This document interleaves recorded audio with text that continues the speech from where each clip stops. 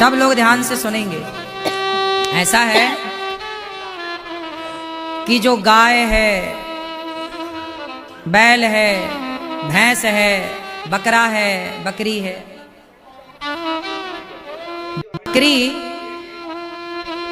जब गर्भवती होती है, गाय जब गर्भवती होती है, तो उसी समय नंदी गाय के पास जाता है जब गाय गर्भवती होने के संकेत देती है। गाय रम्हाने लग जाती है,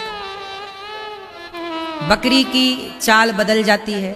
आप यदि पालन करते होंगे गाय, भैंस, बकरी इत्यादि का, तो शेर, शेरनी सबका एक सिस्टम होता है, हर जानवरों का। सही है कि गलत है? गाय जब वो गर्भवती होना चाहती है तो गाय रम्हाने लग जाती है, उसके व्यवहार में परिवर्तन दिखता है। जब गाय में वो प्रोसेस है तब नंदी उसके पास जाता है और तब नंदी के द्वारा गाय गर्भवती हो जाती है।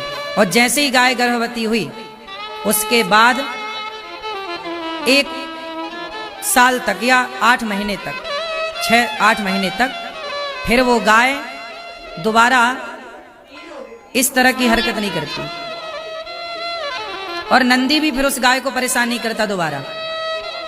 नंदी भी समझ जाता है कि ये गाय, अच्छा पता आपको, जानवरों में सब समझ जाते हैं कि ये गर्भवती है या नहीं। ये सब शेरनी और शेरवी जब मिलते हैं ना, तो शेरनी की जब वो गर्भवती होने की उसके जब नेचुरल प्रोसेस स्टार्ट होता है तो वो एक गंध छोड़ती है, तब शेर उसके पास जाता है और वो शेर के द्वारा शेरनी गर्भवती होती है। और जब गर्भवती होती है उसके बाद शेर साल भर तक किसी और शेरनी के पास नहीं जाता, अपनी शेरनी के अतिरिक्त। पता आपको ये सब चीजें? ऐसा नहीं कि कोई भी शेरनी दिखी तो लार बहाने लग गया, ऐसा नहीं है। नंदी भी यदि गाय उससे गर्भवती हो गई तो उसके बाद फिर वो ठंडा पड़ जाता है और प्रेम से अपने कार्य में लग जाता है और दोबारा उस गाय को बिल्कुल परेशान नहीं करता। हर समय नहीं वो परेशान करता रहता, जब गाय गर्भवती होना चाहती है तभी वो उसके पास जाता है उसके साथ रमण करने के लिए। इसका मतलब ये हुआ कि जानवरों का तो टाइम टेबल है। बोलो हाँ, तुम्हारा है टाइम टेबल। इसका मतलब ये हुआ कि तुमसे बेहतर हैं जानवर। जितने भोगी विलासी तुम हो, इतने भोगी विलासी जानवर भी नहीं, कुछ जानवरों को छोड़कर। उनमें भी एक धर्म है, एक मर्यादा है, एक सिस्टम है। बात सही है कि गलत है? जानते हो आप लोग इन बातों को? इसलिए आज का इंसान जानवरों से भी बदतर हो रहा है और ये आपकी गलती नहीं है, आपके मन ने आपको बदतर कर रखा है। क्योंकि जो आपका मन है इतना भूखा है, इतना भूखा है, उसका पेट ही नहीं भर रहा है। अच्छा सच बताओ, आपका मन सबसे ज्यादा किस चीज का भूखा है? पैसे का, भोग विलास का, पद प्रतिष्ठा का, या और किसी चीज का? अपने अंतरात्मा से पूछ के बताना, हमें फुर्सत से बताना, जल्दी नहीं। जब तुम अपने आप को जवाब दोगे तो जवाब यही होगा कि तुम्हारा मन सबसे ज्यादा यदि भूखा है तो पहले नंबर पे है भोग विलास का, जो भर ही नहीं रहा है। दूसरे नंबर पर तुम्हारा मन भूखा है रुपए पैसे का। तीसरे नंबर पर तुम्हारा मन है भूखा प्रतिष्ठा का, पद का, नाम का, इज्जत का। ये 3 भूख हैं तुम्हारे भीतर। उनमें पद प्रतिष्ठा ठीक है, आखिरी है, सब चाहते हैं, पैसा सब चाहते हैं। इन तीनों से यदि मन हट जाए तब मन कहाँ लगे? अच्छा, अब खेल मन का है, अब मन तुम्हारा बिजी कहाँ है? पर स्त्री पर पुरुष में। मन कहाँ बिजी है? पैसों में। मन कहाँ बिजी? घमंड में, एटीट्यूड में, मैं ये नाम पद। अब मन जब यहीं लगा है तो मन न भये 10-20, एक तो है। अब एक मन है वो यहाँ बिजी है, तो वो मन फिर भगवान में लगे कैसे? और जब तक मन भगवान में लगे ना, तब तक भगवत प्राप्ति होए ना। अब मन को फुर्सत ही नहीं है। आप लोग जहां बैठते हैं जो सोचते हैं, आज देखो टीवी पर रामायण भागवत कम आती है,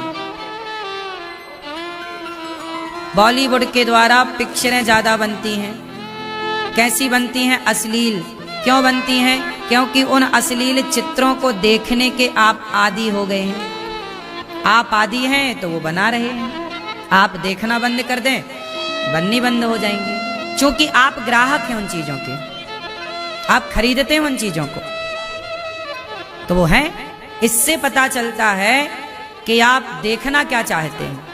आपके हाथ में मोबाइल होता है ना, जब आप अकेले होते हैं आप रील देखते हैं, क्या देखना चाहते हैं, क्या सुनना चाहते हैं। इसलिए कहता हूं, अपने मन को इतना आजाद ना छोड़ो कि मन कहीं भी जाए। मन को पकड़ो, ए मन चल, रे मन तू सत्संग कर। डांटो मन को, थोड़ा समझाओ। रे मन को क्या करो? देखना इंद्रियों के ना घोड़े बढ़े, इनमें संयम के हरदम ये कोड़े पड़े। मन को थोड़ा कोड़े से मारो। ए मन, कहां जा रहा? मन जब हटेगा तब जाके भगवान में लगेगा। एक छोटी सी कथा सुनाता हूं इसी संदर्भ की, समझोगे तो अच्छा लगेगा, क्लियर हो जाएगा पूरा विषय। एक राजा थे, राजा बड़े अच्छे थे, भक्त थे। उन्होंने अपने महलों से दूर जंगल में एक मंदिर बनवा रखा था भगवान श्रीमन नारायण का। अब मंदिर था, वो रोज जाते थे सवेरे शाम, और वहीं बैठ के, बड़े भक्त थे राजा, अच्छे थे, वो रोज भगवान का नाम जपते, श्रीमन नारायण श्रीमन नारायण श्रीमन नारायण, और भगवान का ध्यान करते। प्रेम इतना था कि आंखों में आंसू बहते रहते। राजा बहुत धर्मात्मा भी था, उसके राज्य में कोई दीन दुखी नहीं, सब पे वो कृपा करता, सबको खाना कपड़ा फ्री देता, पर जनता जनार्दन को परेशान बिल्कुल नहीं करता। सबकी दुआएं आशीर्वाद राजा के साथ थी। पर वो राजा भगवान के लिए रोता रहता, तड़पता रहता।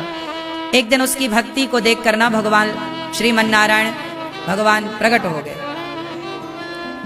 राजा को गले से लगाया, बेटा तू रोता बहुत है, तेरी भक्ति के कारण मैं चला आया, बता तू क्या चाहता है। राजा ने कहा, प्रभु क्या चाहूंगा, आपने सब कुछ तो दिया है, खाने को रोटी है, पहनने को कपड़े हैं, आपने सब तो दे रखा है, बस आपकी याद बहुत आती है। आप इतनी सी कृपा कर दो कि मेरी जो जनता है, मैं उनसे कहता हूं कि तुम भी भक्ति करो, तो वो करते नहीं हैं। उनका मन ना आप में नहीं लगता। आप ऐसी कृपा करो कि मेरी जनता को, मतलब मेरे जो राज्य के लोग हैं, आप एक बार सबको दर्शन दे के उन पर भी कृपा करो जैसे मुझ पर कृपा की। तो भगवान बोले, अच्छा तुम चाहते हो कि मैं तुम्हारी सारी जनता को, मतलब पूरी प्रजा को दर्शन दूं? हाँ हाँ, आप सबको दर्शन दे दो।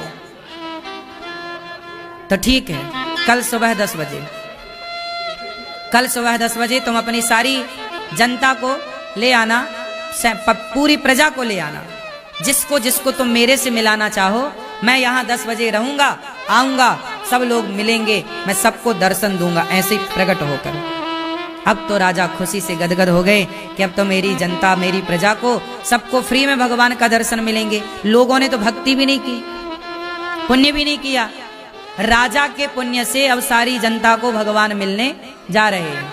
राजा ने घोषणा करवा दी, सुनो सुनो सुनो, कल सुबह 10 बजे भगवान मिलने का बोले हैं, सब लोग चलना।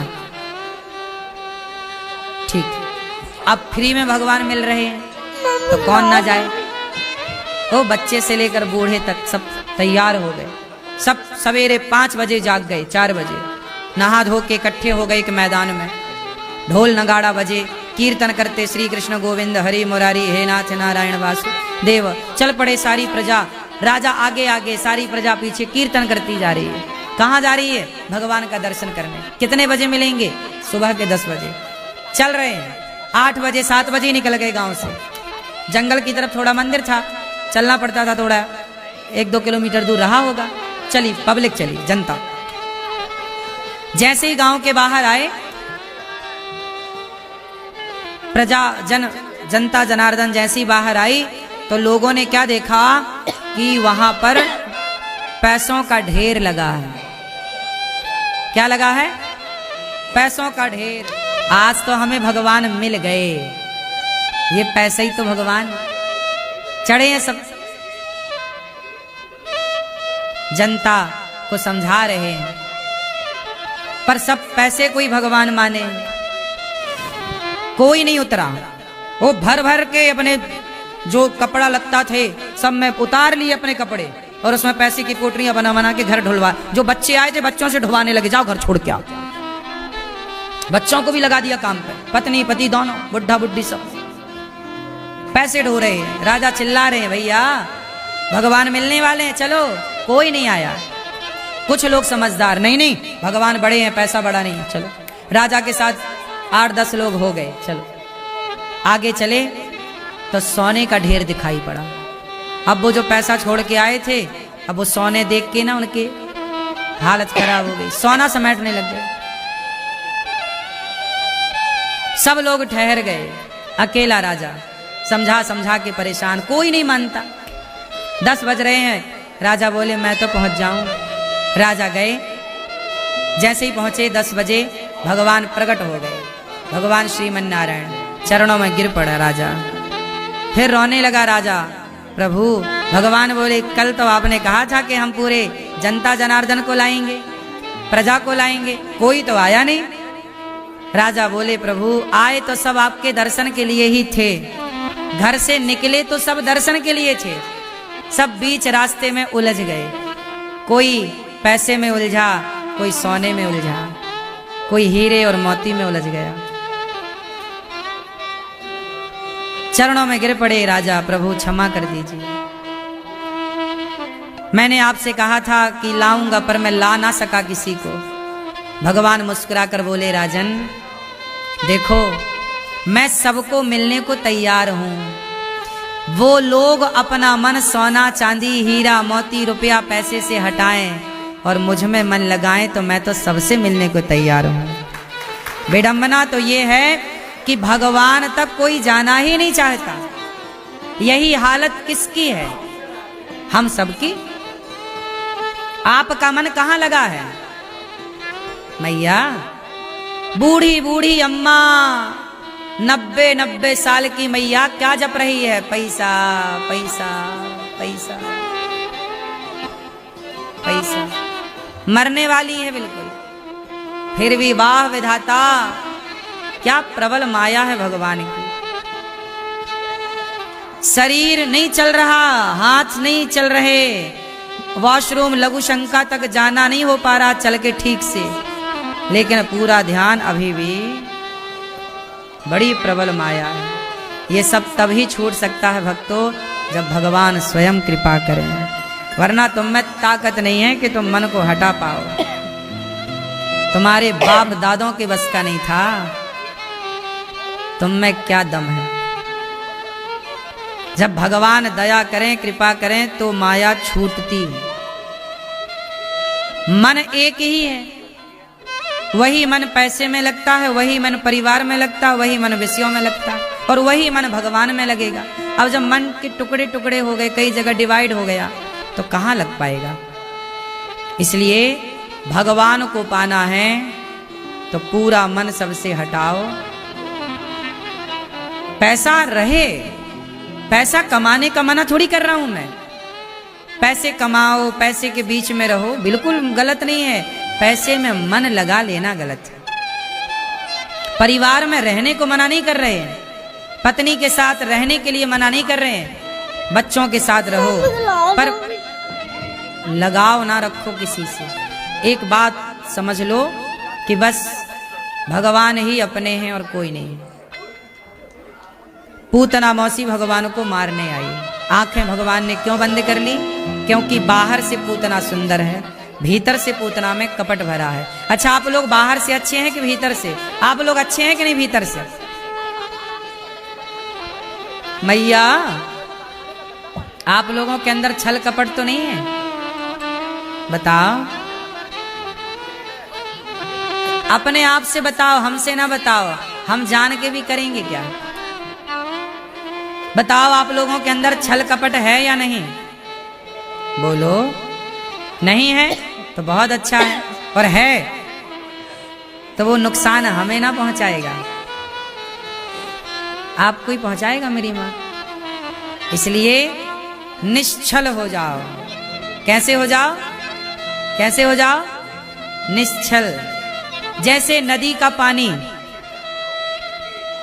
नदी का पानी गंगा जी का, नर्मदा जी का, गर्मियों में पानी इतना शुद्ध हो जाता है, साफ हो जाता है कहीं कहीं का, कि नीचे के, नदी के नीचे के कंकड़ पत्थर भी दिखने लग जाते हैं। सही है? और कई बार पानी इतना गंदा होता है कि पानी में पानी नहीं दिखता, गंदगी ही गंदगी। तो बताओ वो पानी जो बह रहा है नदी का, लेकिन नीचे पड़ी कोई चमकीली वस्तु भी पानी के भीतर से चमक रही है, कंकड़ पत्थर रेत चमक रही है। आपने देखा होगा कहीं कहीं नदियों का पानी इतना निर्मल कि नीचे का चमकता। इतना जैसे निर्मल जल है ऐसे निर्मल मन होना चाहिए। जैसे निर्मल जल होगा, सुनो, निर्मल जल हुआ तो भीतर की चीज भी दिखने लगती है कि नहीं, नदी के भीतर की। ऐसे ही जिस दिन तुम्हारा मन निर्मल हो जाएगा तो तुम्हारे भीतर बैठे भगवान भी दिखने लग जाएंगे।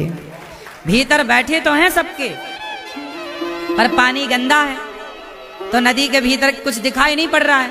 और पानी शुद्ध हो जाए तो नदी के भीतर सब दिख जाए। तो मन गंदा है तो भीतर के भगवान दिखते नहीं। मन शुद्ध हो जाए तो हनुमान जी का मन शुद्ध था तो छाती फाड़ी तो सीताराम दिख गए। मन शुद्ध नहीं था तो नहीं दिखा कुछ भी। इसलिए भगवान कहाँ है? जहां मन की शुद्धि है। इसलिए आप लोग भी मन की शुद्धि करो। अच्छा बताओ, मन की शुद्धि कैसे होती है? बताओ, कहाँ चले मन की शुद्धि कराने? ठीक कराया हो, कहाँ होती है? अच्छा वहां।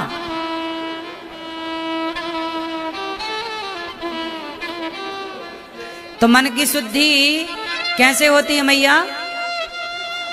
मैया, ओ मैया, मन की शुद्धि कहाँ होती है? बताओ हैं? तन पवित्र सेवा किया,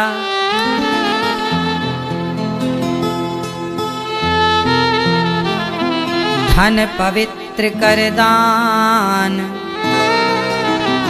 मन पवित्र हरि कथा से होते त्रिविध कल्याण। तन को शुद्ध करना है तो सेवा करो, धन को शुद्ध करना है तो दान करो, और मन को शुद्ध करना है तो भगवान की कथाएं सुनो, भगवान का नाम जपो। भगवान की कथा से, भगवान के नाम से, भगवान के गुणगान से क्या शुद्ध होता है? मन। इसलिए मेरी माँ, तुम्हारे मन में जो छल कपट भरा है इससे भगवान ना मिलेंगे। तन को धोया मगर मन को धोया नहीं, बाद गंगा नहाने से क्या फायदा।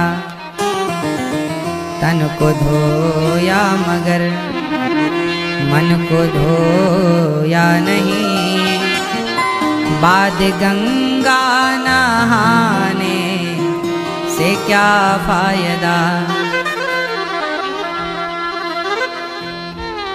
क्या बताएं मेरी माँ? तन को धोया मगर कभी कभी कभी प्यासे को पानी पिलाया नहीं, बाद अमृत पिलाने से क्या फायदा। कभी गिरते हुए को उठाया नहीं, बाद आंसू रति की पूजा करते हुए ये ख्याल आ गया, कभी माँ बाप की सेवा की ही नहीं, फिर मंदिर भी जाने से क्या फायदा। मैं तो सत्संग गया, गुरुवाणी सुनी, गुरुवाणी को सुनकर ख्याल आ गया, जन्म मानव का लेकर दया ना करी, जन्म मानव का लेकर दया ना करी, फिर मानव कहलाने से क्या फायदा। अब देखो आदमी निर्दयी है, दया नहीं, मछली तड़प रही है मार डालता है, दया नहीं।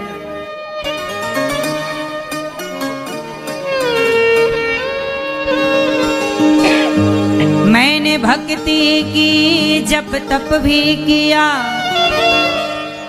सब कुछ किया, परंतु कभी भूखे को भोजन कराया नहीं, कभी भूखे को भोजन कराया नहीं। बाद भक्ति ये करने से क्या फायदा। आपने भूखे को भोजन तो कराया नहीं, सेवा की नहीं अपने माँ बाप की, बड़ों की, बुजुर्गों की, और कह रहे हो कि हम भक्ति कर रहे हैं। मैं तो गंगा गया, हरिद्वार काशी गया, गंगा नहाते हुए ये ख्याल आ गया, तन को धोया मगर मन को धोया नहीं, बाद गंगा नहाने से क्या फायदा। मन बहुत गंदा है और गंगा जी में खूब घिस घिस के नहा रहे हो तन को, इसलिए कहता हूं साफ करना है तो मन की, जो मन की मैल न धोई, जो मन की मैल न धोई, गंगा गया तो क्या हुआ। मैया पूरा खेल आपके मन का है, आपका तन जल जाएगा चिता पर, लेकिन आपके तन को जल जाने के बाद भी आपका मन नहीं जलेगा। पता है आपको, शरीर मरता है, मन नहीं मरता। पता है आपको ये बात? ये जो आपका मन है ना, ये मन आपका पिछले जन्म भी यही था, उसके पिछले जन्म भी यही था, उसके पिछले जन्म भी। शरीर मरता है, यमदूत किसे पकड़ कर ले जाते हैं? शरीर तो पकड़ में आता नहीं है, क्योंकि शरीर तो जल जाता है सबके सामने। यमदूत पकड़ते किसे हैं? मन। अच्छा, मन के साथ और कौन रहता है? अंतःकरण चतुष्टय। मन को ही सूक्ष्म शरीर कहते हैं। मन को क्या कहते हैं? सूक्ष्म शरीर में 4 चीजें होती हैं। पहला मन, दूसरा बुद्धि, तीसरा चित्त, चौथा अहंकार। मन, बुद्धि, चित्त, अहंकार। तो मन जो है, माया मरी न मन मरा, मर मर गया शरीर, आशा तृष्णा ना मरी, कह गए दास कबीर। मन कभी नहीं मरता, इसलिए कहता हूं कि मन को भगवान में लगाओगे तो शुद्ध हो जाएगा, और जिसका मन भगवान में लगा उसी की सदगति है। संसार में मन, तुम्हें संसार में कौन घुमा रहा है? मन। अच्छा ये बताओ, आपको सुख और आपको दुख देने वाला कौन है? बोलो मेरी माँ, आपको सुख दुख कौन दे रहा है? जोर से। मन की कामना पूरी हो गई तो सुख, और मन की इच्छा पूरी ना भई तो? खेल किसका है? मन संतुष्ट हो गया तो सुख, और मन संतुष्ट नहीं हुआ तो? पूरा खेल सुख दुख का मन से संबंधित है। अच्छा ये बताओ मैया, ये बताओ आपको कोई एक थप्पड़ मारे या कांटा चुभाए, आपको कांटा चुभा तो दर्द किसे होता है? आपको कांटा चुभाया गया तो दर्द किसे हुआ? बोलो मेरी माँ। नहीं बताओगी ना मेरी माँ? आपको कांटा चुभाया हमने तो दर्द किसे हुआ? जोर से। किसको? हाथ में कांटा चुभाया तो दर्द किसे हुआ है? हाथ को। और पांव में कांटा चुभाया तो दर्द? तो आपका हाथ अलग है और आपका पांव अलग है। भाई दर्द हाथ को हो रहा है या किसी और को? क्यों सब बताओ। हमने कांटा चुभाया आपको, हाथ पांव पेट पीठ कहीं भी, तो दर्द किसे हुआ? शरीर को कि किसी और को? हैं? किसको हुआ? किसको हुआ? हैं? आपको दर्द हुआ? किसको? सुनो, दर्द किसे होता है इसकी भी एक कहानी सुनो, ध्यान से सुनो। हमारे देश में एक बहुत बड़े गणितज्ञ हुए हैं जिन्होंने जीरो दिया। क्या नाम है? आर्यभट्ट। सुनो, उनकी कहानी सुना रहा हूं। अभी आप बताना कि दर्द किसे होता है ना? मच्छर काटता है तो दर्द किसे होता है? कोई गाली देता है तो दर्द किसे होता है? आओ इसे समझते हैं एक कहानी से। मैया सो रही हो क्या? जागो। आर्यभट्ट नाम के जो हमारे ऋषि हुए, एक बार क्या हुआ कि एक संत को कोई रोग हो गया बहुत भयंकर। तो संत जी गए वैद्य के पास। तो वैद्य जी ने नाड़ी पकड़ी, कहा कि भाई आपके पेट में ऑपरेशन करना पड़ेगा। उस जमाने में शून्य करने का इंजेक्शन नहीं था। आज तो ऑपरेशन करने के पहले डॉक्टर क्या करते हैं? आपको फिर काट पीट देते हैं। उस जमाने में शून्य का इंजेक्शन नहीं था और ऑपरेशन करने के लिए पेट फाड़ना पड़ता। अब सोचो कि आप किसी को शून्य ना करो और पेट फाड़ो और अंदर काम करो तो कितना दर्द होगा? होगा कि नहीं? तो संत जी बोले वैद्य जी आप ऑपरेशन करो, मुझे दर्द नहीं होगा। संत जी लेट गए। वो संत जी कोई और नहीं, आर्यभट्ट हैं। आर्यभट्ट जी लेटे, वैद्य जी ने ऑपरेशन शुरू किया। आर्यभट्ट जी ने अपने दिमाग में कोई इतना कठिन सवाल खोज कर ले आए और अपने पूरे मन को उस सवाल के हल को करने में, सवाल का उत्तर पाने में पूरा मन लगा दिया, पूरा दिमाग लगा दिया, पूरी बुद्धि वहां लगा दी। अब आर्यभट्ट जी का दिमाग कहाँ लगा है? सवाल का हल खोजने में। और यहां वैद्य जी क्या कर रहे हैं? चीरा लगा रहे हैं। चीरा लगाई, ऑपरेशन किया, सिस्टम को ठीक किया और फिर से फाड़ चीर के टांके मार दिए। आर्यभट्ट को तनिक भी दर्द नहीं हुआ।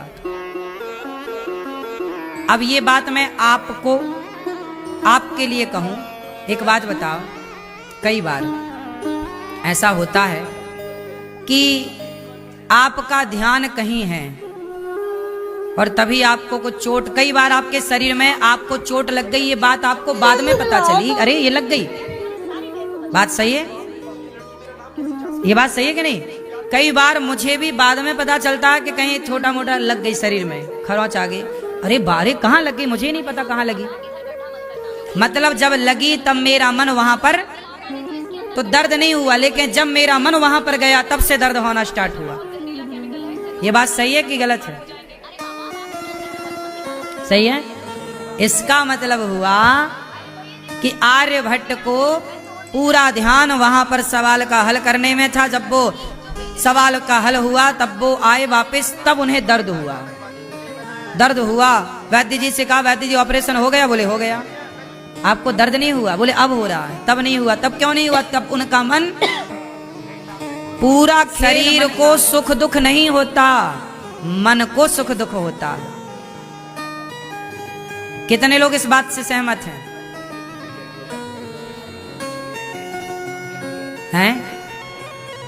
आप जरा विचार करो कि आपका मन कहीं और हो और आपके सामने से बारात निकल जाए, ढोल नगाड़े बजते निकल जाएं, आपको सुनाई न पड़ेगा रत्ती भर, क्योंकि उस समय कान का काम सुनना है। पर कान तब सुनता है जब मन सहयोग करता है। मन सहयोग नहीं करेगा तो कान सुन नहीं पाएगा। ये बात सही है कि गलत? कई बार आपके सामने से कोई गुजरता है, आप देख नहीं पाते, देख रहे हैं, आंखें खुली हैं, पर आपका चूंकि ध्यान कहीं था तो कब चला गया गोई, कब गुजर गया, कब बारात निकल गई। आपका ध्यान कहीं था, आप रेल में बैठे, बस में बैठे, गाड़ी में बैठे, आपका घर आ गया, अरे घर आ गया, पता ही नहीं चला, क्योंकि आपका ध्यान, हाँ, मन कहीं और था। क्यों मैया? कई बार पति कुछ कहते हैं, आप सुनती ही नहीं हो, क्योंकि आपका मन उस समय कहीं और था जब आपके पति आपसे कुछ कह रहे थे, या पत्नी कुछ कह रही थी, सुन ही नहीं पाए, क्योंकि उस समय आपका मन, हम कुछ कह रहे हैं आपको, आप सुन ही नहीं पाए, क्योंकि आपका मन कहीं। तो आप बताइए कि पूरा खेल किसका है, शरीर का या मन का?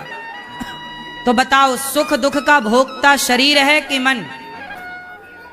इसलिए शरीर मर जाता है, शरीर चिता पे जलता है, जो यमराज यमदूत पकड़ कर ले जाते हैं, जो स्वर्ग जो नरक जाता है, वो शरीर नहीं, वो मन, वही है सूक्ष्म शरीर, वही मन जाता है। इसलिए मन को संभाल भाई, शरीर से कुछ ना होगा। तेरा गोरा है, काला है, तो लंबा है, ठिनगा है, कोई तो हिंदू है, मुसलमान है, कोई फर्क ना पड़ेगा। मन के हारे हार है, मन के जीते मन ही मिलावत राम से, मन ही करत फजीत। मन की गति है अटपटी, झटपट लखे न कोय, मन की जब खटपट मिटे तो झटपट दर्शन। रे मन तू सत्संग कर, रे मन चल जरा थप्पड़ मारो, हे मन चल लग भगवान में। तुम्हारा मन मैया, रावण के मन ने रावण का नाश करा दिया। रावण का मन पराई औरत में चला गया। बोलो हाँ। दुर्योधन का मन पराई औरत में चला गया, नाश। तुम्हारा भी मन आजकल बहुत भटक रहा है। क्यों मैया? सूपनखा का मन चला गया दूसरे पुरुष में, नाक कट गई। इसलिए कहता हूं, मन को आजाद ना छोड़ो, मन को थोड़ा बांध के रखो। सही है? कंट्रोल में रखो अपने मन को साहब। कहाँ जाए मन, कहाँ ना जाए, क्या करे मन, क्या ना करे, थोड़ा तो मन पे कंट्रोल। आजकल लोग ना मन पे कोई काम नहीं कर रहे हैं, मन के विषय पे कोई बात ही नहीं करता, जबकि पूरा सिस्टम मन से चलता है। आपकी आंख वही देखती है जो मन दिखाना चाहता है, आपका कान वही सुनता है जो मन सुनवाना चाहता है, आपके पांव उसी तरफ जाते हैं मन जिस ओर ले जाना चाहे। लोग क्या कहते हैं, यार मन नहीं है आज जाने का, मतलब पांव नहीं जाने को तैयार। मन नहीं है खाने का, मतलब जेहवा खाने को तैयार नहीं। मन नहीं है देखने का, फिर मतलब आंख गुलाम है मन की, आंख गुलाम है, कान गुलाम है। शरीर की 10 इंद्रियां हैं और 10 इंद्रियां किसकी गुलाम है? राजा कौन है? मैया। कौन, किसका गुलाम? कितनी इंद्रियां हैं आपकी? क्यों भैया, आपकी कितनी इंद्रियां हैं? कितनी इंद्रियां हैं आपकी? कितनी मैया, कितनी इंद्रियां हैं आपकी? 5। लो, इनकी 5 इनकी गुम हो गई।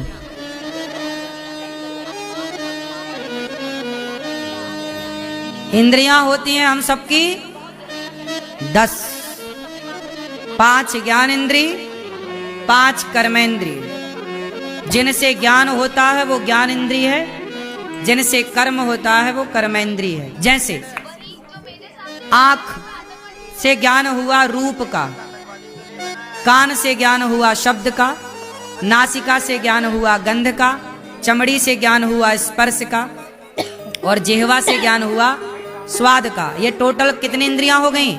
5। इनसे ज्ञान हुआ तो ये ज्ञान इंद्रिय है। कौन इंद्रिय है ये ज्ञान इंद्रिय है। अब 5 और हैं कर्म इंद्रिय, कर्मेंद्रिय। कौन सी?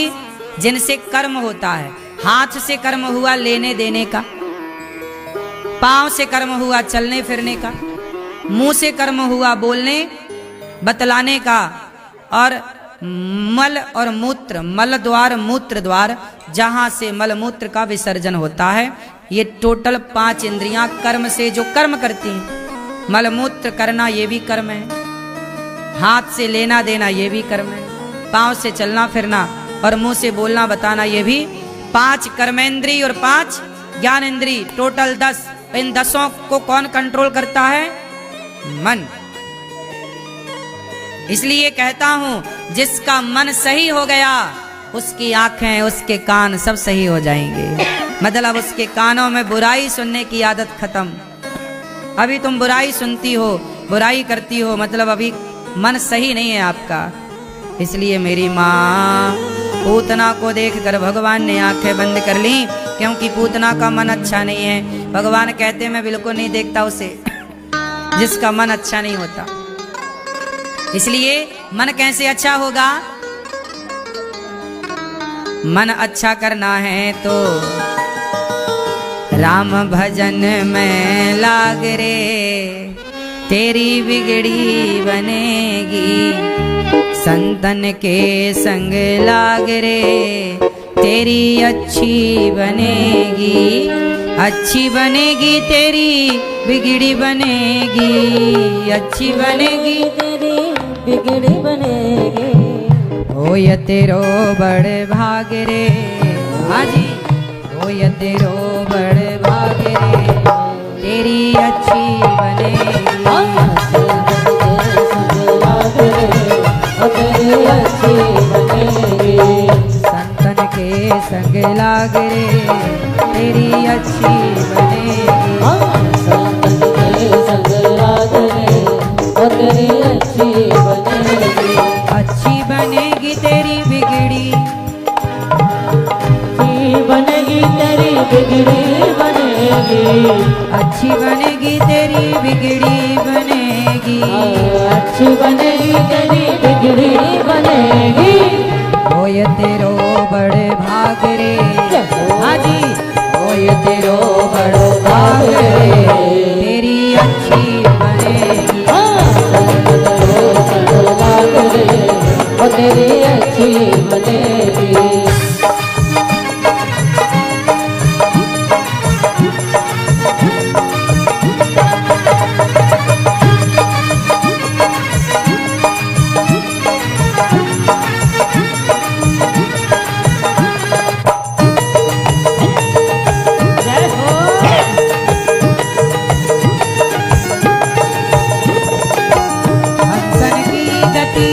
हंस ही जाने, हंसन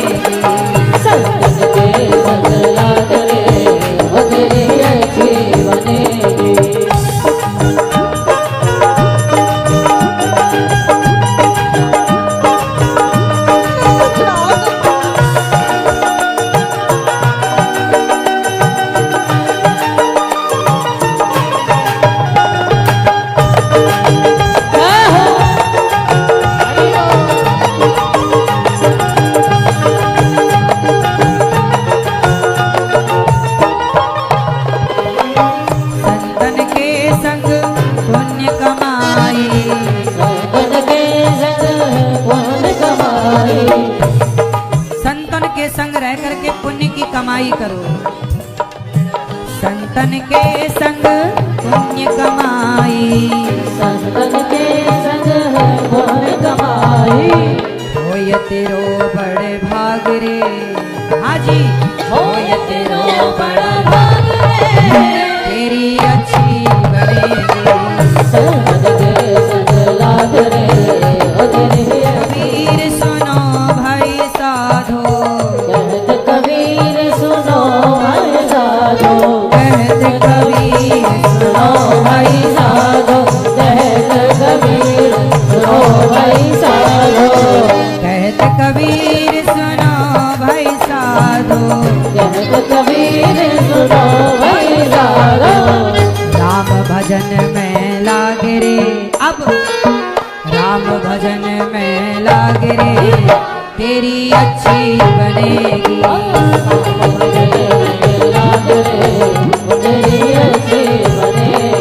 अच्छी बनेगी तेरी बिगड़ी बनेगी, अच्छी बनेगी तेरी बिगड़ी बनेगी, अच्छी बनेगी तेरी बिगड़ी बनेगी। अच्छी बनेगी तेरी बिगड़ी बनेगी। होय तेरो बड़े भाग रे, हाँ जी, होय तेरो बड़े भाग रे, तेरी अच्छी बनेगी। तेरी अच्छी बनेगी, संत के संग लाग रे, तेरी अच्छी बनेगी, संत के संग लाग रे, तेरी अच्छी बनेगी, संत के संग लाग रे, ओ तेरी अच्छी बनेगी। ध्रुव जी की बन गई, प्रहलाद जी की बन गई,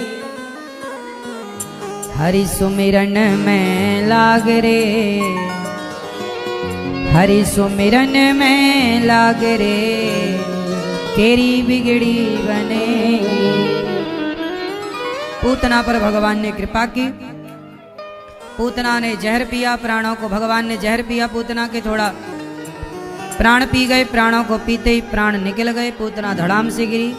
नंद बाबा कर चुका के लौटे, वसुदेव जी ने कहा कि जाओ जल्दी। यशोदा मैया लाला को लेकर गैया की पूंछ से नजर उतारवे लग गई। शरीर के टुकड़े टुकड़े करके पूतना के जलाया गया। बड़ी सुगंधी निकली पूतना के शरीर से। पुण्यात्मा है ना, भगवान ने स्पर्श कर लिया। भगवान करवट बदले, पूतना करवट बदले, शकटासुर आया, भगवान ने शकटासुर को मार गिराया। तृणावर्त आया, भगवान ने तृणावर्त को मारा। नामकरण संस्कार हुआ। भगवान का नाम क्या है? मैया। मैया बैठो मेरी माँ। मोबाइल वाली बहन बैठ जाओ बेटा। मैया। भगवान कृष्ण का नाम क्या है? कृष्ण ही नाम है। क्या मतलब हुआ कृष्ण का? कर्ष्यति कृष्ण, जो सबके मन को अपनी ओर खींच लें, उन्हें कृष्ण कहते हैं। नामकरण संस्कार हुआ। थोड़ा राम कृष्ण मतलब बलराम जी और कन्हैया, दोनों भैया थोड़ा बड़े है गए। घुटनों के बल कन्हैया चलवे लग गए। दाऊ जी थोड़े बड़े हैं। इसके बाद भगवान अपनी तोतली वाणी से यशोदा मैया को मैया मैया कहवे लग गए। क्या कह रहे हैं कन्हैया? ए मैया, मक्खन खवाए दे मैया, दूध पिलाए दे मैया। कन्हैया यशोदा को मैया मैया कह रहे हैं। क्या कह रहे हैं? मैया। तो खूब प्यार से यशोदा को मैया कह रहे हैं, खूब प्यार कर रहे हैं कन्हैया। कभी मैया के गोद में लेट जाते हैं, कभी मैया लाला को नहलाती है, बालों का जूड़ा बनाती है, कन्हैया के कानों में कुंडल पहनाती है, मैया गले में कन्हैया को हार पहनाती, बाजूबंद पहनाती, करधन पहनाती। कन्हैया का श्रृंगार करने का अवसर मैया यशोदा को मिल रहा। इसलिए आप लोग भी अपने भगवान का श्रृंगार किया करो। भाव ऐसा हो कि प्रभु हैं। श्रृंगार करो, सेवा करो, भगवान की विग्रह की सेवा। अर्चावतार हैं ये, सेवा करो। सही है? ठीक। मैया यशोदा खूब लाड़ लड़ा रही हैं। एक दिन कन्हैया ने देखा कि मैया काम में लगी है, तो घर में जहां मटके रखे थे ना, मटके के पास गए, मक्खन निकाला, खाने लग गए। मैया आई तो कन्हैया ने पहुंचे हाथ पर कितना पहुंचे, कुछ ना कुछ तो लगी। कन्हैया, हाँ मैया, अरे कितको है बेटा, कहाँ है? अरे मैया मैं इतकू हूँ। कहाँ हो? यहाँ हूँ। आ यहाँ। कन्हैया आए तो मुंह में मक्खन लगा, हाथ में मक्खन। मैया बोली लाला तने माखन तने खायो है ना? मैया मैंने माखन ना खायो। अच्छा तेरे मुंह में तो लगा है माखन। अरे मैया तूने इतनी बड़ी बड़ी अंगूठियां पहना रखी हैं मोको, पन्ना पुखराज और ना जाने क्या क्या मणि, ये सब गरम है जाए मैया हाथ मेरो। पत्थर तैने पहना रखे तो हाथ गरम है जाए तो या को ठंडक चाहिए, तो मैंने मटके में हाथ डाल दियो अपनो, बड़ो ठंडो ठंडो लगो मक्खन। अच्छा फिर मुंह में कैसे आएगा? अरे मैया तभी मक्खी आए के बैठ गई मारे मुंह में, तो मैंने भाई हाथ से मक्खी उड़ाई तो सब रो माखन मारे मुंह में आए के लग गए हो। मैया हंसवे लग गई, लाला तो को खानो है तो चोरी करे के काय को खाए? लाला बता के खा, कितनो माखन खानो है सो बता, पर ज्यादा भी मत खाइयो, पेट खराब है जाएगो। ऐसी मैया यशोदा और ऐसे कन्हैया की बातें। एक दिन कन्हैया बोले मैया ये आकाश में जो गोल गोल दिखाई पड़ रहा है ये क्या है? मैया बोली ये चंदा मामा है। चंद्रमा? अच्छा चंदा, हाँ मैया मोको चंदा ला के दे मैया, मोको चंदा के संग खेलना है। मैया बोली दारी के कोई चंदा के संग खेल सके? तो मैया ने एक बर्तन में पानी भर दियो, परात में बड़े, और पानी भरा तो चंद्रमा की तस्वीर आ गई, चित्र प्रतिबिंब। ये लाला ये चंद्रमा है, अब खेल। और कन्हैया ने जैसे ही पानी मारा, पानी में हाथ मारा, छप छप छप छप। अरे मैया ये तो चंद्रमा की परछाई है। तो मैया बोली लाला मैं तो कुछ चंद्रमा कहाँ से लाए के दो सुन। कन्हैया बोले मैया ये चंद्रमा इतना दूर कैसे चले गए हो हम सबसे? यशोदा मैया बोली लाला सुन, ये चंद्रमा पहले बहुत पास में ही थो। एक बूढ़ी मैया थी, वो झाड़ू लगा रही थी, तो इतने पास में चंद्रमा और आकाश बादल इतने पास में कि बूढ़ी मैया खड़ी ना है पाई, तो मैया ने एक झाड़ू मारी तो सब ऊपर चला गया, दूर चला गया। तब से ये चंद्रमा बड़ा दूर है। ये कहानी किस किसने सुनी बचपन में? एक मैया ने एक झाड़ू मारी। यही कहानी यशोदा मैया ने सुनाई दी। अब कोई बच्चा पूछे कि भाई चंद्रमा इतने दूर क्यों, ये तो क्या समझा है इसे? बच्चों को बहलाना तो है। तो कन्हैया को समझाते रही मैया, तब तक कन्हैया सो गए। तो मैया ने लाला को पल्ले में लिटाए और झूला झूला रहे हैं। मैया झूला झूला रही हैं और वाह बड़े भाग्य की सराहना हो रही है। आज यशोदा मैया के पुण्य तो देखो इतने बड़े हैं। जगत का पालनहार उनकी गोद में आके लेटा है और जगत के पालनहार को झूला झुला रही है मैया यशोदा। मैया अपने काम करवे लग गई। थोड़ा बड़े भाई कन्हैया, एक दिन कन्हैया यशोदा को शुद्ध मैया कहवे ला, मैया मुको दूध पीनो है। मैया बड़ी प्रसन्न हैगी कि लाला मैया मैया कहवे लग गए हो। आप लोग भी अपनी माँ को मैया कहा करो। आप लोगों ने परंपरा बिगाड़ दी, मम्मी कहने लग गए आप लोग। मम्मी नहीं होती, मैया होता है। बता मम्मी शुद्ध है कि मैया शुद्ध है? मम्मी ये भारत की भाषा नहीं है। पापा, पापा मतलब क्या होता है?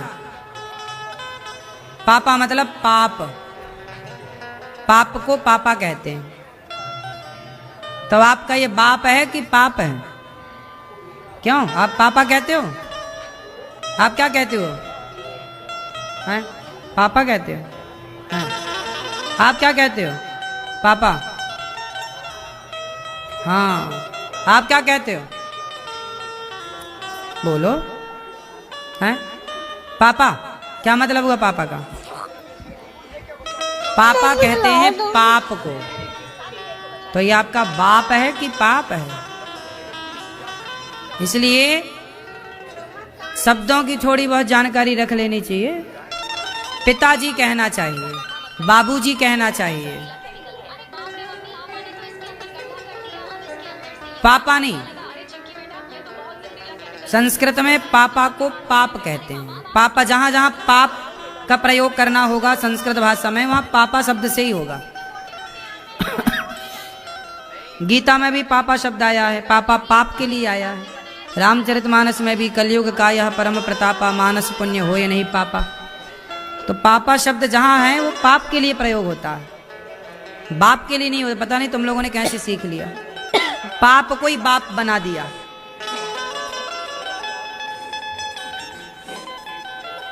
इसलिए पिताजी कहो, बाबूजी कहो। तो मैया बाबा, मैया पिता को बाबा भी कहते हैं।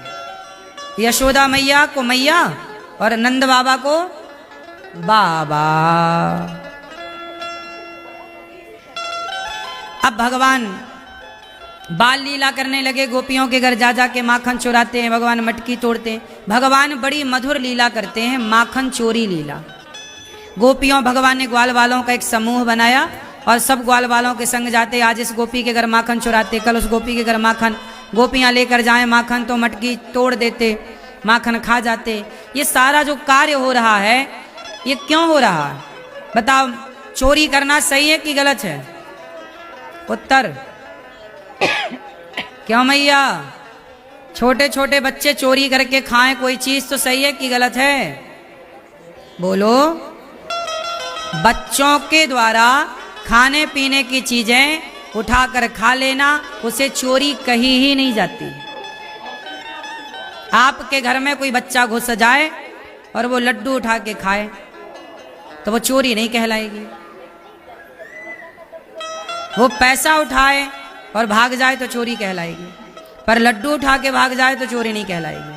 खाने पीने की चीजों पर, खाने की चीजों, जैसे किसान गेहूं तैयार करता है तो गेहूं पर सबका अधिकार है कि केवल किसान का? हर भूखे का अधिकार है। इसलिए अनाज किसी एक की प्रॉपर्टी नहीं है, अन्न सबकी। इसलिए कहते हैं अन्न बर्बाद ना करो, पानी बर्बाद ना करो, क्योंकि पानी सबकी संपत्ति, सबका है पानी, भोजन सबका है। क्यों? इसलिए बच्चे खाएं चोरी करके, मक्खन दूध पी जाएं, कोई चोरी नहीं है, अपराध नहीं है, इसे चोरी की श्रेणी में नहीं डाला जाता। इसलिए भागवत में लिखा है कृष्ण ने बाल लीलाएं की। क्या किया? बाल लीला, बच्चों की लीला। आप में से कितने लोगों ने बाल्यकाल में चोरी की, खाने पीने की चीजें चुराई? आम चुराए, अमरूद चुराए, सिंघाड़ा तालाब से चुरा के खा जाते थे। तो बचपन में चोरी सब करते हैं खाने पीने की। मैं लड्डू चुरा के खा जाता था घर पे, हमारी मैया लड्डू बनाए तो हम लड्डू खा जाएं। तो चोरी बचपन में सब करते हैं, ये बच्चों का स्वभाव होता है। बात सही है? ऐसे ही भगवान जो लीला कर रहे हैं वो लीला इसलिए कर रहे हैं क्योंकि गोपियां रोज यशोदा के घर नहीं आ सकती थी, तो कन्हैया खुद अपना दर्शन देने चोरी करने के बहाने गोपियों के घर जाया करते थे कि जो नहीं आती उन्हें जा जा के दर्शन देते, माखन खा खा के दर्शन देते। गोपियां उनके संग नाचती। धन्य है, भाग्यशाली हैं वो गोपियां जिनके घर में घुसकर भगवान माखन चुराते हैं, मटकी तोड़ते हैं, छींके से निकालते हैं। बड़ी लीला है प्रभु की, अद्भुत लीला है भगवान की। वत्सान मुंचन क्वचित समय क्रोश संजात हासा स्तेयम स्वादवत्यथ दधिपयः कल्पितैः स्तेय योगैः। भगवान बछड़ों को खोल देते हैं। आज समय में गुस्सा करती हैं गोपियां तो ही करके हंस देते हैं। मटका उठाकर भगवान पटक देते हैं, बंदरों को भगवान मक्खन परोस देते हैं। ये सारी बाल लीला। ग्वाल वालों का गोला बनाए, ऊपर चढ़ जाना, छींके से मक्खन निकालना, खिलाना, खाना, गोपियों का आना, पकड़ लेना गोपियों के द्वारा। पकड़े गए भगवान, गोपियां बोली जरा नाच कर दिखाओ, हम छोड़ देंगी। ये सारा जो क्रम हुआ ये केवल खुशी देने के लिए हुआ। छोटे छोटे बच्चे जो हरकत करते हैं, ऊधम करते हैं ना, वो भी देखने में माँ बाप को खुशी मिलती है, हाँ कि ना। एक दिन भगवान ने मिट्टी खाई, मैया बोली लाला मुंह खोल। मुंह खोला तो इतने से मुख में पूरा ब्रह्मांड नजर आया। क्या नजर आया? पूरे मुख में क्या नजर आया? पूरे मुख में ब्रह्मांड, कितने से मुंह में ब्रह्मांड। मैया ने समझ लिया कि ये भगवान है, चरणों में गिरवे लगी, तब भगवान ने सब भुला दिया। अब यहां एक बात मैं आपको बताऊं, बताओ कृष्ण मनुष्य हैं कि भगवान हैं? जोर से, कौन है? कैसे पता लगा कि भगवान है? क्योंकि इतने से मुख में आप तो नहीं दिखा सकते पूरा ब्रह्मांड, एक उंगली से आप तो नहीं उठा सकते पूरा पहाड़। कुछ काम प्रभु ने ऐसे किए जिनको देखकर लगता है कि ये मनुष्य नहीं कर सकता, इन्हें तो भगवान ही कर सकते हैं। सिद्ध हो गया कि कृष्ण कौन है? भगवान। आगे सुनो। अच्छा, कृष्ण है भगवान पर बने हैं मनुष्य। बने क्या है? राम है भगवान पर विप्रधेनु सुर संतहित लीन मनुज अवतार है। मनुष्य लीला किसकी कर रहे हैं? मनुष्य की। है कौन? भगवान है। इसलिए कुछ लोगों को भगवान पर संदेह हो जाता है कि यार ये भी तो मनुष्य है, हम भी हैं। सुनो, एक कथा सुनाओ इस विषय की। मैया, ओ पीली मैया, सो तो नहीं गई मेरी माँ? सुनो, एक कुआं था, उस कुएं में ना एक आदमी गिर गया। तब दूसरा आदमी उस गिरे हुए को बचाने के लिए कुएं में उतरा। एक था जो गिरा था, एक था जो उतरा था। तो उतरा क्यों था? गिरे हुए को बचाने के लिए। अच्छा, गिरने में और उतरने में अंतर है कि एक ही है? बोलो। गिरना और उतरना दोनों अलग अलग बातें हैं।